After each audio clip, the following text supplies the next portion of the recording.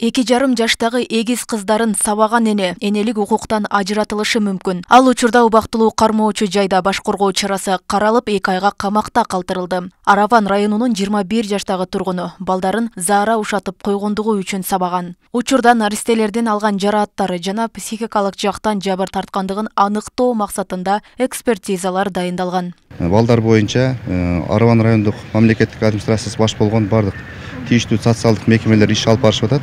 Ал эми тергөө иштерин боюнча окуяга тиешеси бар атуулардын бардыгы тергөөгө камсыз болуп сурак иштери жүргүзүлүп атат.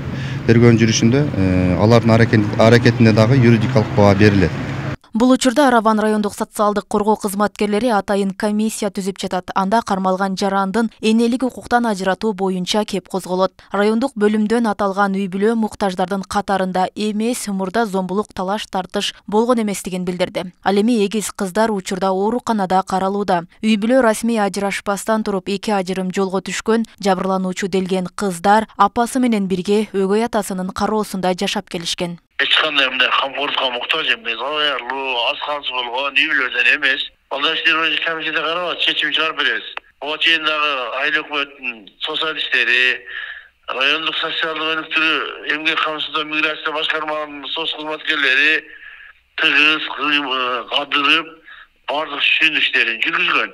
Факты боюнча кылмыш жаза кодексинин 138 беренеси уруп сабап кыйноо боюнча кылмыш иши козголду. Облустук милиция бул берене менен иш козголгон быйылкы жылдагы биринчи факты экенин билдирди. Алдын алуу иш чараларынын алкагында зомбулук орун алган үй бүлө мүчөлөрүн психологиялык колдоо көрсөтүү да каралган. Азыр коомчулук тарабынан талкууга түшүп жаткан психологиялык жардам буга чейин Ош областтык ички иштер башкармалыгы тарабынан атайын уюштурулуп, ал жерде психологдор, юристтер, соц бөлүмдөрдүн кызматкерлери менен Ош областынын бир нече районуна барып, үй бүлөлүк зомбулуктан жабыр тарткандар жана жабыр көрсөткөндөр менен атайын адистер барып иш алып барышкан.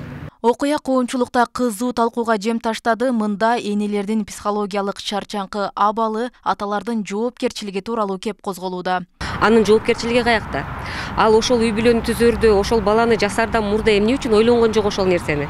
Анан бизде мыйзамда дагы ата эненин жоопкерчилиги деп туруп эле конкреттүү түрдө мындай айтылган юридикалык жактан бир мыйзам бар, бирок ал мыйзамда жоопкерчилиги каралат, анан ушундайга чейинки жараяна 3000 чейин бекен ушундай төлөнөт деп гана коюлган да. Эне ошол абалга жетип аткан болсо, аял ошол абалга жеткен болсо, көрүп турган мырзанын жоопкерчилиги андан экесе чоң. Ооба, бул жерде көп түрдүү талкуулар болуп атат. Эне бары бир эне да, ата да депчи. Баланын жоопкерчилиги биринчи эне менен атада бирдей.